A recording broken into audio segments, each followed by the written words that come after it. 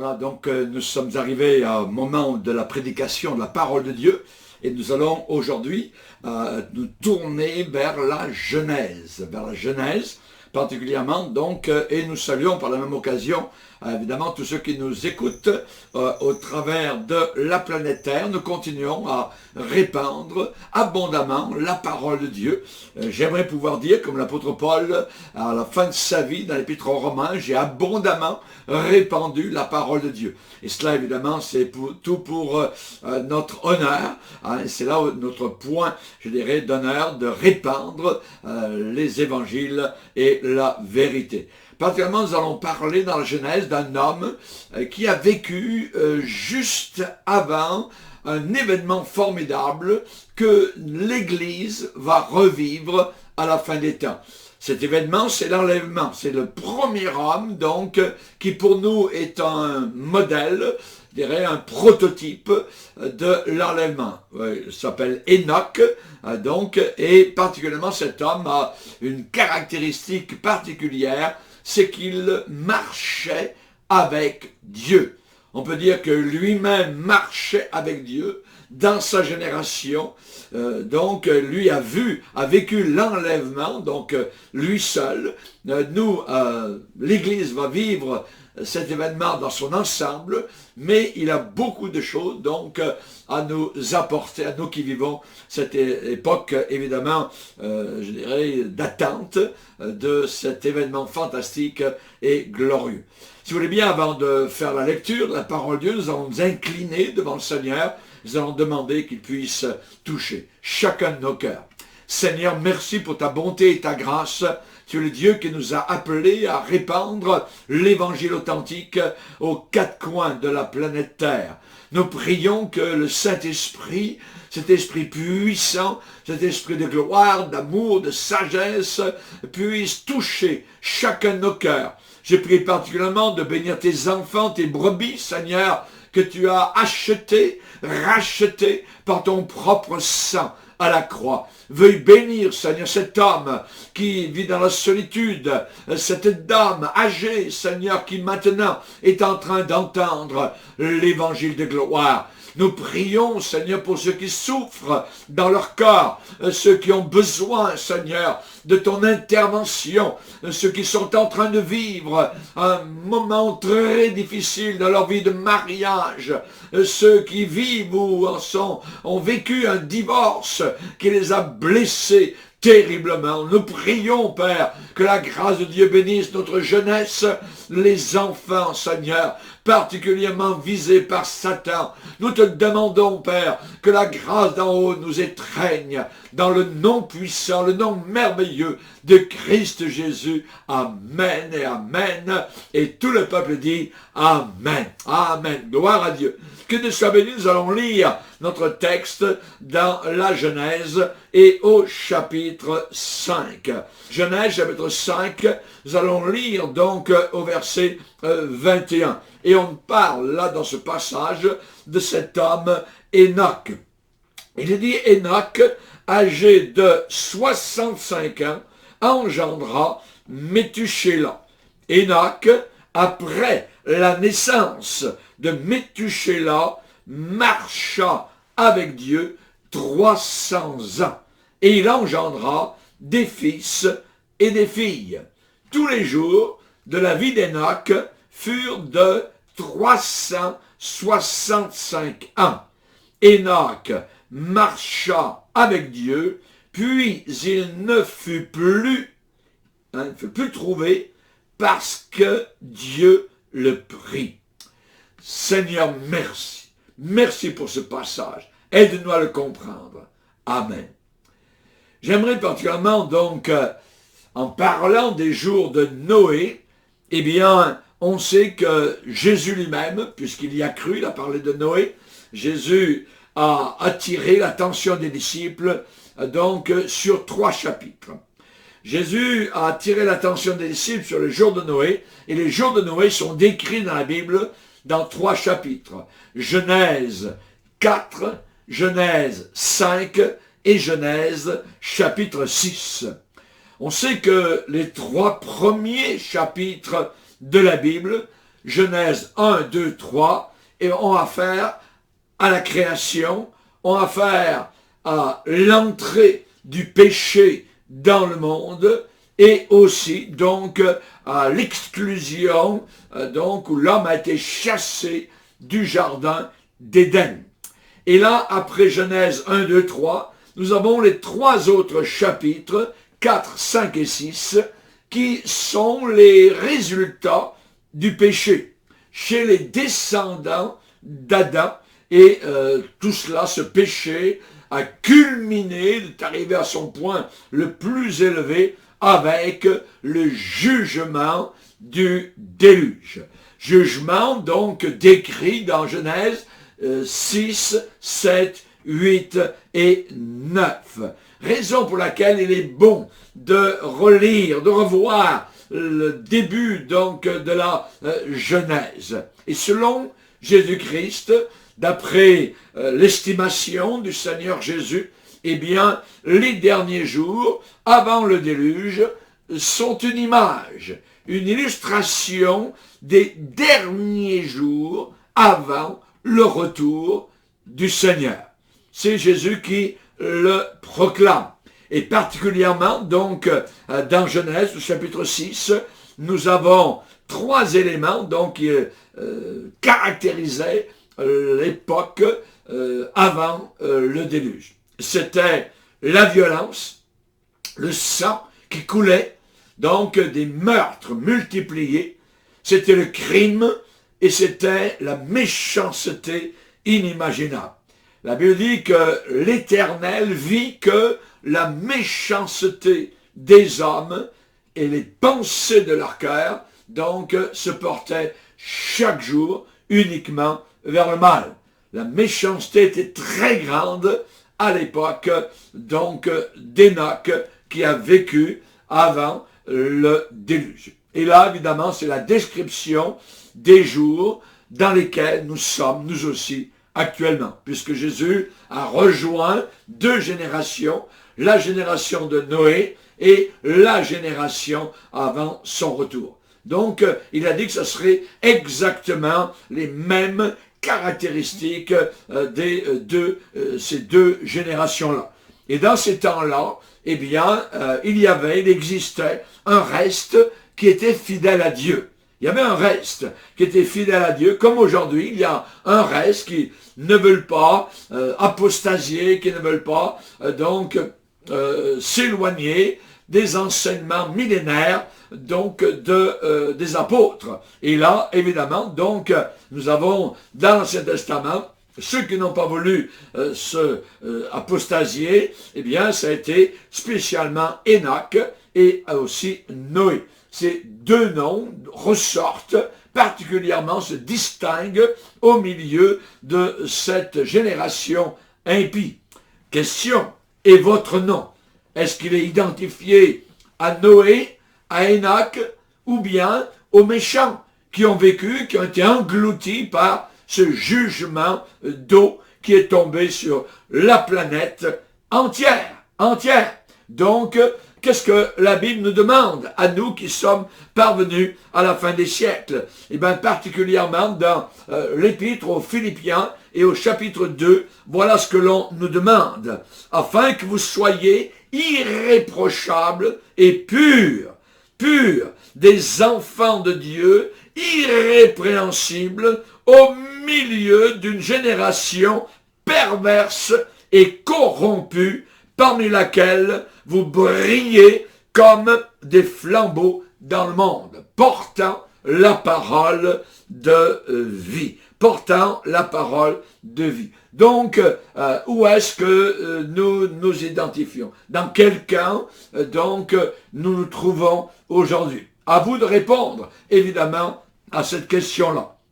Et dans Genèse, au chapitre 5, eh bien, nous allons mettre le focus, particulièrement, mettre la caméra particulièrement sur cet homme Enoch. Enoch, il y a 4 versets seulement à son sujet pour décrire donc cet homme de Dieu.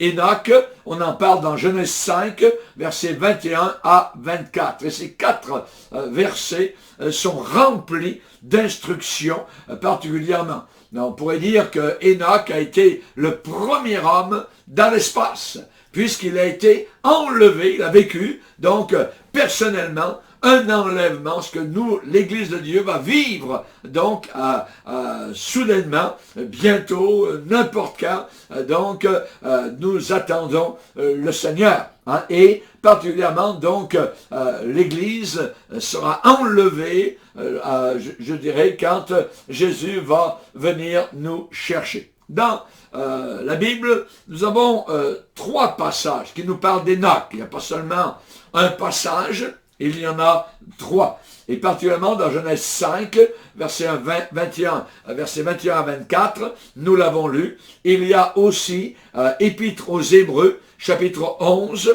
où l'on nous parle d'Enoch, où il est déclaré, c'est par la foi qu'Enoch, hein, donc c'est 11, verset 5, c'est par la foi qu'Enoch fut enlevé. Nous avons là le mot, le verbe, que nous retrouvons, qui est le même verbe pour l'enlèvement de l'Église dans l'Épître aux Thessaloniciens. Et là, il est dit, c'est par la foi que Enoch fut enlevé pour qu'il ne vit pas la mort et qu'il ne parut plus parce que Dieu l'avait enlevé. Enlevé. Donc, on a encore deuxième fois, hein, le verbe enlever. Parce que Dieu l'avait enlevé. Car avant son enlèvement, il avait reçu le témoignage qu'il était agréable à Dieu. Sans la foi, il est impossible donc d'être agréable à Dieu. Enoch était un homme qui était agréable à Dieu parce que par la foi, il a cru dans donc son enlèvement. Nous, Église de Dieu, à la fin des temps, nous croyons à l'enlèvement soudain de l'Église et à notre parution dans la gloire soudainement. Donc, nous avons ce deuxième passage, Genèse 5, Hébreux 11, et on a un troisième. Et la Bible dit que tout soit établi sur le témoignage de 2 ou de 3 témoins. Et là, nous avons un troisième témoin, donc vis-à-vis d'Enoch, c'est dans Jude et le verset 14 et 15. Et là, on apprend que Enoch était un prophète. Enoch marchait tellement en communion avec Dieu qu'il pouvait dire donc la pensée de Dieu, hein, et il avait dans sa bouche la parole du Seigneur. Et dans Jude, versets 14 et 15, il est dit, c'est pour eux aussi, donc les impies, c'est pour eux aussi qu'Enoch, le 7e depuis Adam, 7e génération depuis Adam, a prophétisé. Il a annoncé, il a prêché, il a déclaré, il a prophétisé en ces termes, donc, et voilà ce qu'il a déclaré. Voici, le Seigneur est venu avec ses saintes myriades pour exercer un jugement contre tous et pour faire rendre compte à tous les impies parmi eux de tous les actes d'impiété qu'ils ont commis et de toutes les paroles injurieuses qu'ont proférées contre lui des pécheurs impies. Donc nous avons là, je dirais, le message général de ce que Enoch a prêché, a annoncé. Alors, on peut dire qu'Enoch était un croyant, évidemment. Et l'une des premières choses que l'on dit sur lui, c'est qu'il marchait avec Dieu. C'est merveilleux de marcher avec Dieu et pas dans n'importe quelle génération. Imaginez, il a marché avec Dieu dans la génération qui a été engloutie par le déluge. Qui a été engloutie par le déluge. Lui, il marchait avec Dieu. Il ne marchait pas comme les païens, il marchait avec le Seigneur. La Bible répète cela 2 fois dans les 4 versets que nous avons lus dans Genèse au chapitre 5. Hein, il est dit, Enoch, après la naissance de Méthusélah, il a dû être touché puissamment au fond de son âme par la naissance de son bébé Méthusélah.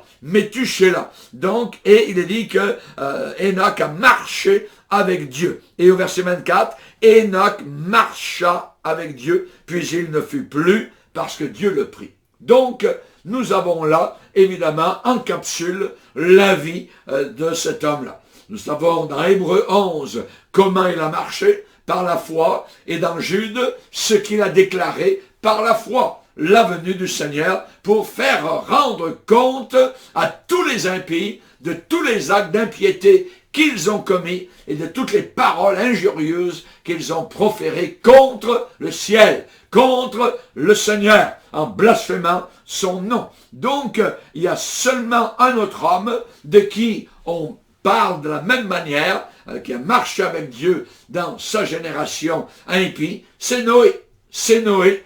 Donc, il est dit qu'au Genèse 6, qu'il était juste donc devant le Seigneur, et il a dit qu'il était intègre dans son temps.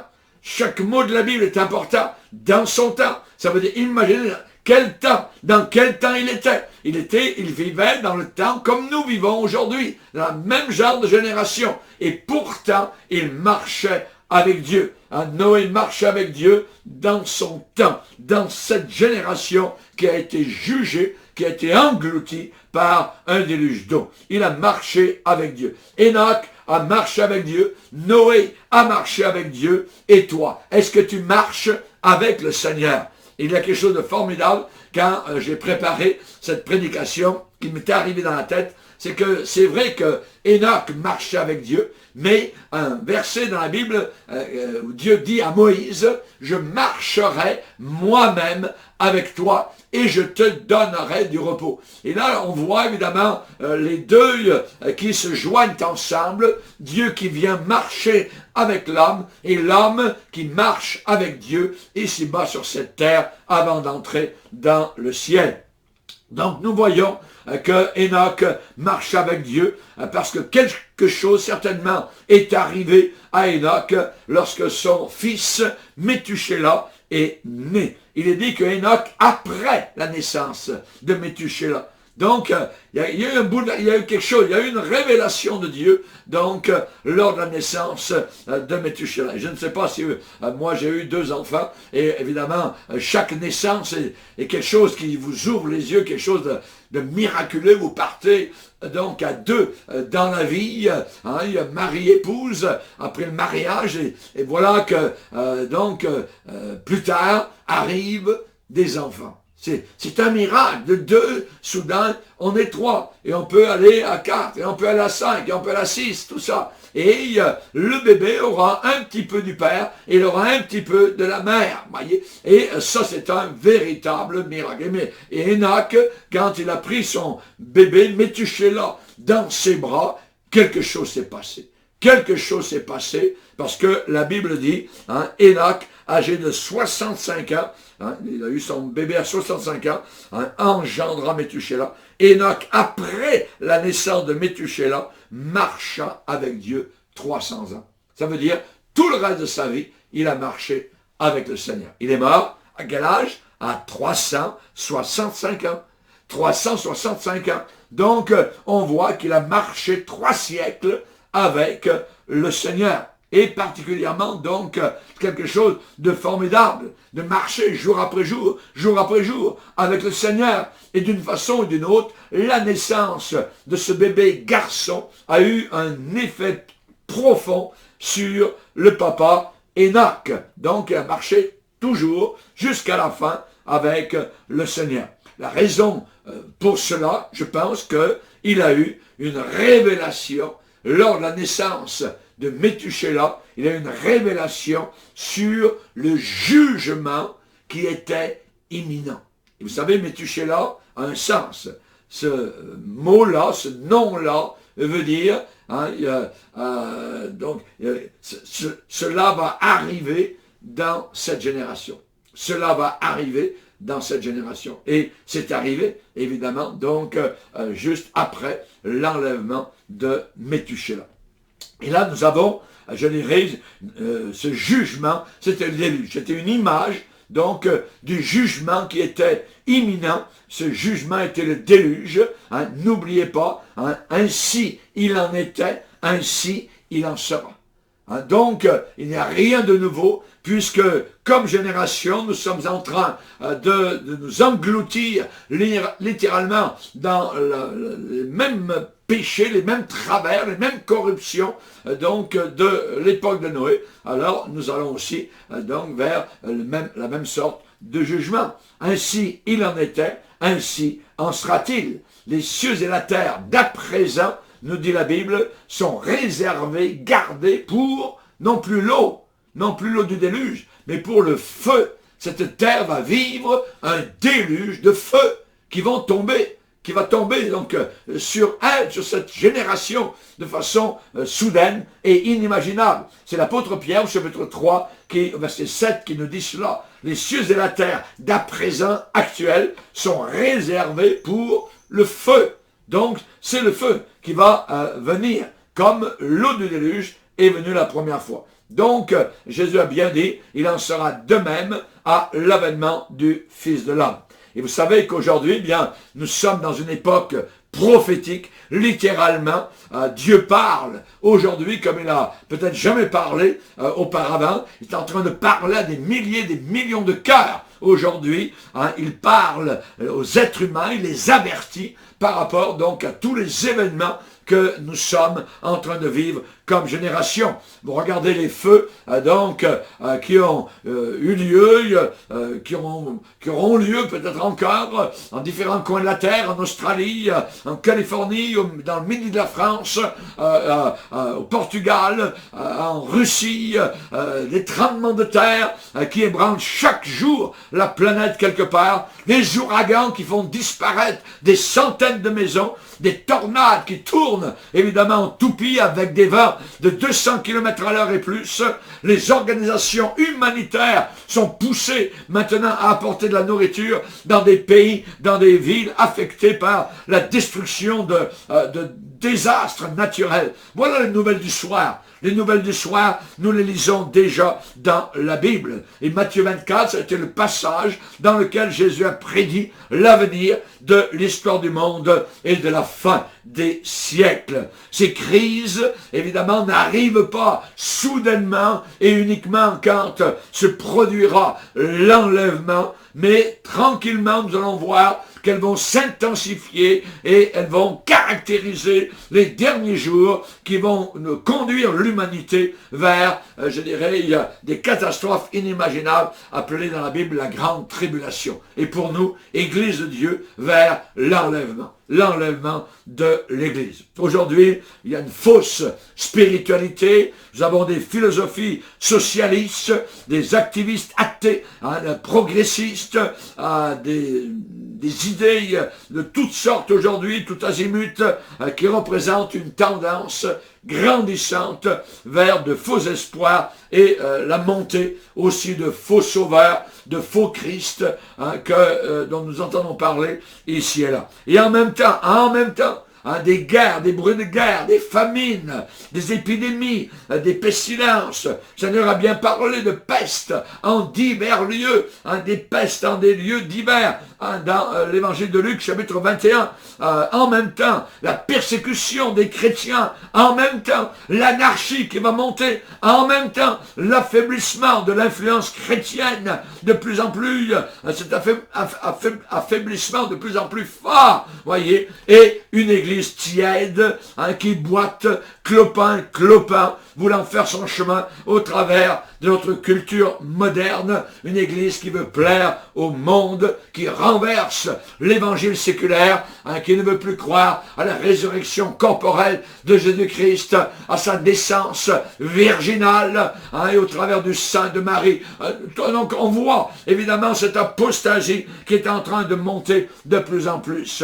Et au milieu de tout cela, cependant, malgré cela, en dépit de cela, il y a un spot, je dirais très très brillant, c'est que l'évangile, a dit Jésus, sera répandu, le véritable évangile sera répandu sur toute la terre. Voyez, le Seigneur Jésus ne veut pas qu'aucun périsse. Qu'est-ce qu'il veut? Il veut que tous arrivent à la repentance. À la repentance. Puisque nous sommes tous pécheurs, pour être sauvés, nous n'avons pas à faire grand-chose, mais simplement à croire et à nous repentir de nos péchés à cause de l'œuvre du calvaire, de ce que Christ accompli il y a 2000 ans sur la croix de Golgotha. Nous sommes, nous chrétiens, et les véritables prédicateurs, nous sommes ses témoins. Rappelons-nous aussi un signe à ne pas oublier, c'est Israël. Israël est de nouveau dans son pays.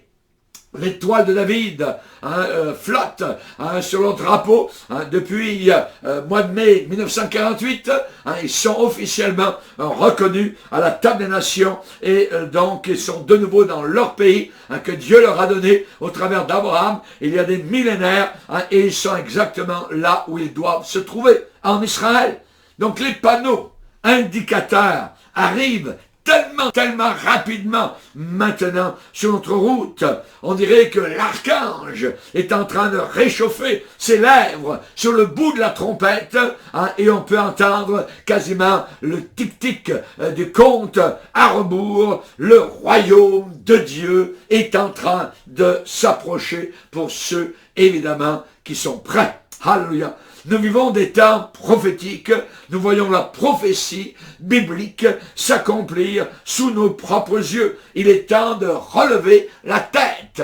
Hallelujah, look up, look up. Hallelujah, regarde en haut mon frère, notre rédemption est en train de s'approcher. Et lorsque Paul parle de l'enlèvement soudain de l'Église, eh bien, il déclare en disant, consolez-vous donc les uns les autres par de telles paroles. Donc, consolez-vous. On a de parler de l'enlèvement, de prêcher sur l'enlèvement, c'est une consolation pour tous les chrétiens authentiques, nés de nouveau, lavés dans le sang de Christ, tout autour de la terre. Le Seigneur avait dit dans Ésaïe 40, consolez, consolez mon peuple. Quelle est la meilleure consolation aujourd'hui pour le peuple de Dieu? C'est de s'attendre à un trou dans le ciel. Un trou dans le ciel. Nous attendons Christ qui va revenir nous chercher du haut des cieux. Alléluia. Gloire au Seigneur. Que Dieu soit béni et je veux glorifier le Seigneur, évidemment, pour son amour, pour sa grâce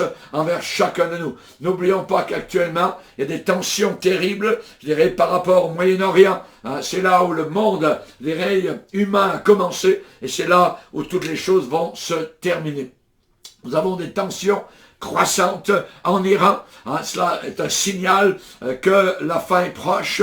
Il y a des menaces en Russie. On sait particulièrement que l'Iran et la Russie sont mentionnés donc attaquant Israël à la fin des temps dans une guerre où ils seront totalement détruits, ainsi que tous leurs alliés. Donc on sait actuellement que la puissance militaire est en train de monter à un taux alarmant. On connaît la Chine qui veut devenir puissance mondiale. On sait la Corée du Nord qui menace évidemment le monde entier avec leurs engins balistiques.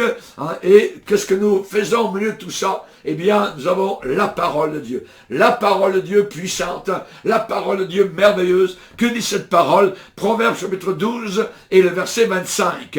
L'inquiétude, voyez, l'inquiétude dans le cœur de l'homme, là-bas, là-bas. Ça veut dire l'anxiété, l'angoisse dans le cœur de l'homme, là-bas. Voyez, mais une bonne parole le réjouit. Une bonne parole le réjouit. Une bonne parole, cette bonne parole dont nous avons besoin, elle provient de la Bible, c'est au sujet de l'enlèvement de l'Église.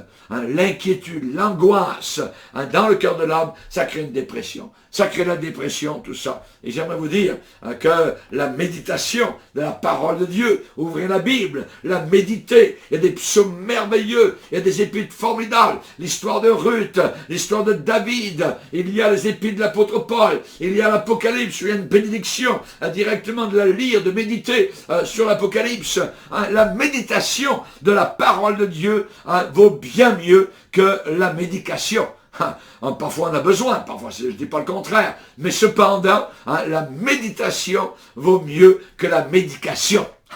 Merci Seigneur. Dans le psaume 119, eh bien, vous avez au moins 7 fois le verbe méditer. Je médite ta parole. La méditation de ta parole, cette expression revient 7 fois dans le psaume 119. Merci Seigneur. Donc nous vivons des temps, je dirais, qui ressemblent au temps d'Enoch, au temps de Noé dans la Genèse. Et Enoch marchait avec Dieu, donc dans son époque, marchait avec Dieu. Dieu. Et particulièrement, donc, on sait que marcher avec lui, pendant que la méchanceté est en train d'abonder de tous bords, tous côtés, pendant que les méchants étaient en train d'aller de pire en pire, et qu'ils péchaient de manière si dégradante, voyez, évidemment, jusqu'au point même de livrer, d'abandonner leur corps à des esprits méchants, à des esprits diaboliques, à des démons. Donc on a dans Genèse, au chapitre 6, eh bien, ce qui se passait, on parle de convoitise, de méchanceté, de corruption. J'aimerais vous relire, évidemment, la description, puisque ça doit normalement être la description de la génération qui verra le retour du Seigneur. La terre, il est dit, était corrompue devant Dieu, devant Dieu. À leurs propres yeux, non, tout allait bien, il n'y avait pas de corruption. Mais Dieu pensait autrement. Dieu ne pensait pas comme eux. La terre était corrompue devant Dieu. La terre était pleine de violence. Vous voyez, pleine de violence. Dieu regarda la terre, et voici, elle était corrompue, car toute chair avait corrompu, avait perverti sa voie sur la terre. Et c'est là que Dieu a dit à Noé, la fin de toute chair est arrêtée de mon côté. Donc, on voit qu'il n'y avait plus de moyen de revenir. C'était corrompu, c'était une machine qui s'emballait, c'était le péché, c'était les démons qui régnaient littéralement donc sur cette génération-là. Et là, Dieu avait décidé de mettre un terme. Donc, ce n'était pas une époque facile. Absolument pas, imaginez, de marcher avec Dieu dans cette génération. Quelqu'un qui croyait véritablement dans le vrai Dieu, alors que la personne est entourée tout autour de la corruption, du péché et de la saleté. Et cette condition qui est décrite dans Genèse chapitre 6, Dieu va dire, mon esprit ne contestera pas toujours avec l'homme.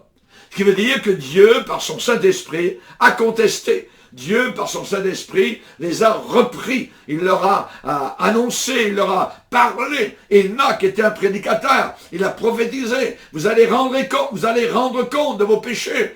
Et on sait que Noé aussi, un peu plus tard, donc aussi était un prédicateur de la justice. Donc, on voit que ces conditions qui prévalent donc actuellement, eh bien, se sont déjà passées au début dans la Genèse. Et on sait évidemment que quand vous marchez avec Dieu, au milieu d'une telle génération, eh bien, c'est une vie très seule. Une vie très seule pour Enoch. Pourquoi? Parce qu'il n'avait certainement pas beaucoup d'amis. Parce que, évidemment, quand vous marchez avec Dieu, vous marchez en sens inverse de la majorité. N'est-ce pas ce que le Seigneur Jésus a déclaré? Que le chemin était étroit qui menait au ciel, et que le chemin qui descendait vers l'enfer était un chemin donc très grand, très large. Et la majorité, a dit Jésus, des gens se trouvent sur ce chemin grand et large. C'est terrible. C'est une tragédie totale de voir ces gens donc que nous voyons, que nous côtoyons jour après jour, et quand nous les regardons avec l'œil de Dieu, nous disons, ils descendent en enfer. À moins qu'ils ne se repentent, ils vont tous se retrouver en enfer pour toute l'éternité. Et dans la souffrance. Ils ne sont pas là uniquement dans un lieu noir, assis. Voyez, non, la souffrance éternelle. Et qui a déclaré cela? Est-ce que le pasteur Bourgier? Mais non, c'est Jésus-Christ lui-même qui a annoncé ces choses-là. Et si on prend un enseignement de Jésus, on doit prendre tout l'enseignement, tout ce qu'il a enseigné. Évidemment, donc, nous voyons que nous sommes dans une tragédie actuellement. Vous n'avez pas beaucoup d'amis si vous servez le Seigneur. Enoch n'a pas eu beaucoup d'amis non plus. Si vous pensez que la vie chrétienne est dure aujourd'hui, dans notre époque de compromis, d'apostasie, d'éloignement de la foi et d'écuménisme, eh bien, rappelez-vous toujours Enoch. Enoch a marché avec Dieu dans sa génération. On dit deux fois, et quand la Bible dit deux fois, quand elle dit trois fois, c'est encore pire. Voyez, c'est-à-dire que c'est enfoncé, le clou est véritablement donc enfoncé. Et là, par ces 4 versets de Genèse 5, il est parlé d'Enoch, et par 2 fois, il est dit qu'il marchait avec Dieu. Et aujourd'hui, qu'est-ce que nous voyons? Les bornes sont déplacées. Les vieux sentiers sont méprisés. Hein, le Seigneur, dans Jérémie particulièrement, donc, et au chapitre 6, va parler de cet état de fait. Hein, les gens, aujourd'hui, ne veulent plus entendre parler, donc, du passé, ou de quoi que ce soit de Jésus-Christ. Et dans Jérémie 6, il est bien ainsi parle l'Éternel. Donc, l'Éternel, le Créateur, parle. Et qu'est-ce qu'il dit? Eh bien, Dieu dit, placez-vous sur les chemins. Les chemins, regardez et demandez, observez bien et posez la question, quels sont les anciens sentiers? Quels sont les sentiers d'auparavant? Les sentiers dans lesquels les gens de paix, les gens qui avaient trouvé la paix et la joie marchaient. Demandez quels sont ces anciens sentiers. Demandez quelle est la bonne voie et marchez-y et vous trouverez le repos de vos âmes. Réponse. Eh bien, ils répondent, nous n'y marcherons pas. Et Dieu de dire, j'ai mis proche de vous des sentinelles. Soyez attentifs au son de la trompette. Mais ils répondent, non, non, non, non, nous n'y serons pas attentifs. Eh bien, que peut-on faire? Que peut-on faire quand les fondements sont non seulement ébranlés, mais quand les fondements sont renversés? Le juste, que ferait-il? Que ferait-il? Eh bien, il doit marcher comme Enoch. Enoch a marché avec Dieu. Noé a marché avec Dieu dans sa génération. Même si les bornes sont déplacées. Il y avait un vieux pasteur qui était en train de mourir. Il avait marché avec Dieu toute sa vie. Et alors qu'il était sur le point de mourir, un jeune pasteur est allé le visiter donc sur son lit de mort. Et le vieux pasteur a placé sa main sur l'épaule du jeune pasteur alors qu'il était étendu sur son lit et lui a dit ce mot.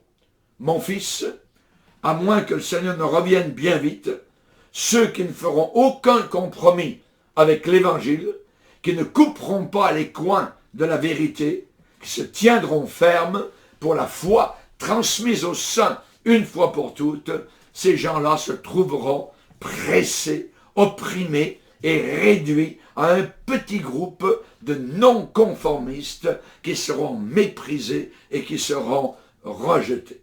Donc, je pense que ce que ce vieux pasteur a déclaré, eh bien, est une réalité. J'ai suffisamment vécu, personnellement, pour voir la vérité de cette déclaration se réaliser aujourd'hui. L'esprit d'écuménisme aujourd'hui, l'esprit de compromis aujourd'hui, avec l'abandon inévitable de nos précieuses vérités fondamentales, eh bien, cette époque, elle est sur nous aujourd'hui et elle gagne du pouvoir jour après jour. Et vis-à-vis de cela, qu'est-ce que la Bible dit? Qu'est-ce que la Bible donne comme réponse?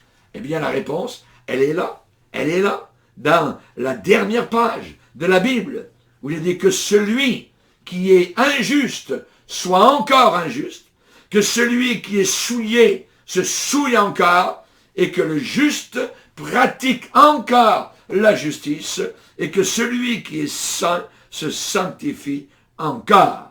Hein? Je viens bientôt, le temps est proche. Donc ce que nous voyons, évidemment, eh bien, c'est cet élément-là, c'est cette tendance-là que nous sommes en train de vivre actuellement.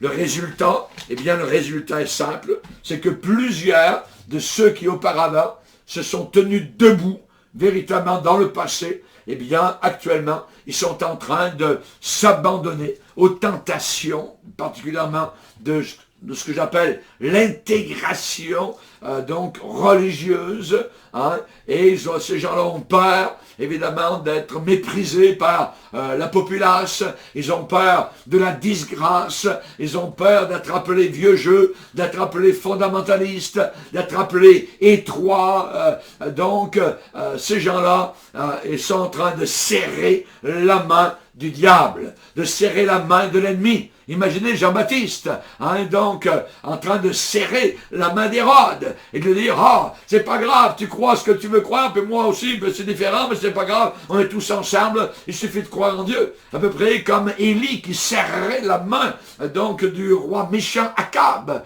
Jamais de la vie, jamais de la vie. Donc on voit que nous sommes en train actuellement de vivre une époque semblable. Actuellement, il y a des anciens fondamentalistes qui se joignent aux modernistes et qui renient totalement la naissance virginale de Christ, la divinité même du Seigneur Jésus, qui renie sa résurrection corporelle, qui renie l'inspiration divine des Saintes Écritures. Hallelujah. Ne reniez jamais, voyez, vous savez, c'est très dangereux de dire, je prends ceci, mais je laisse cela. Jamais. Nous acceptons la Bible dans sa véracité du premier au dernier, je dirais, de la première page à la dernière page. Donc, nous avons actuellement un accomplissement des jours de Noé. Paul a dit à Timothée, je t'en conjure, devant Dieu, devant Jésus-Christ, qui doit juger les vivants et les morts. Et au nom de son apparition, prêche la parole. Insiste en toute occasion, que l'occasion soit favorable ou non, insiste, parce qu'il viendra une époque où les hommes ne supporteront plus la saine doctrine, mais ayant la démangeaison d'entendre des choses agréables, ils se donneront une foule de docteurs selon leurs propres désirs, détourneront l'oreille de la vérité et se tourneront vers des arcs-en-ciel qui n'ont aucune base solide. Donc ils se tourneront vers des fables, Nous ne voulons pas appuyer notre vie éternelle sur des fables, mais sur le roc solide, sur le socle des Saintes Écritures. Ceux qui ne veulent pas s'abandonner à la tentation, ceux qui ne veulent pas approuver, je dirais, la doctrine de la paternité universelle de Dieu, ceux qui ne veulent pas approuver la doctrine de la fraternité universelle de l'homme, eh bien ces gens-là vont se retrouver en dehors du camp, comme Jésus s'est retrouvé en dehors du camp. Où est-ce que Jésus-Christ est mort? Où est-ce qu'il est mort? Il est mort à l'intérieur de Jérusalem? Non, à l'extérieur. Les impies, on ne les clouait pas à l'intérieur des murailles de Jérusalem. Non, pour faire honte encore plus, on les clouait à l'extérieur en disant « tu n'appartiens pas donc au peuple de Dieu ». Et on sait qu'à l'extérieur, c'est là où se baladaient les chiens, les hyènes, ainsi de suite, les animaux sauvages qui pouvaient manger les chairs des crucifiés. Et c'est là que Jésus a été cloué. Vous allez vous retrouver à l'extérieur si vous ne voulez pas vous soumettre aujourd'hui à la pensée générale religieuse écuménique. Et évidemment, ça dépend si nous voulons faire partie du camp d'Enoch, du camp de Noé, voyez, ou bien, évidemment, de ceux qui s'abandonnent à la tentation. On sait particulièrement donc que Enoch s'est retrouvé dans un endroit de rejet. On sait qu'il y a beaucoup de place. Il y a beaucoup de place en dehors du camp, pour marcher avec Dieu. Et en fait, je vais vous dire que pour marcher véritablement avec le Seigneur, il faut être en dehors du camp religieux. La Bible dit dans Hébreux 13, sortons du camp, voyez, pour évidemment, qui allez-vous rencontrer en dehors du camp? Vous allez rencontrer le Seigneur Jésus, parce que, évidemment, souvent, il n'est pas à l'intérieur. Rappelons-nous l'église de Laodicée. Où est-ce qu'il l'avait placé? Il l'avait placé à l'extérieur. Il l'avait mis dehors. Et Jésus est obligé de frapper à la porte de son église. Est-ce qu'il y a quelqu'un là-bas à l'intérieur qui pourrait me faire entrer? Voyez, si quelqu'un entend ma voix. Donc on voit qu'aujourd'hui, c'est ce qui arrive. En fait, j'aimerais vous redire que pour marcher avec Dieu, il faut être en dehors du camp. Deux hommes marchent-ils ensemble sans en être convenus? Voyez? Et c'est ce que l'Apocalypse chapitre 18 nous dit. Sortez du milieu d'eux, ô mon peuple. Sortez de cette habitation de démons. C'est ce que la Bible dit. Apocalypse chapitre 18.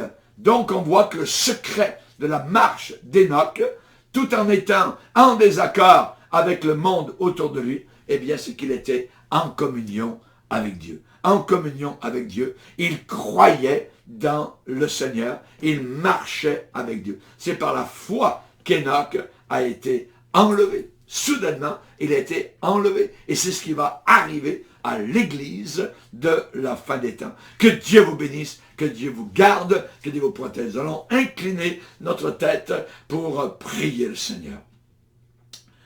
Père, nous sommes devant toi. Alors que nous venons d'entendre l'exemple de cet homme Enoch qui a marché avec toi véritablement dans sa génération, si impie, si horrible, si perverse. Seigneur, nous savons qu'il n'y a pas de nouveaux péchés, il n'y a que de nouveaux pécheurs.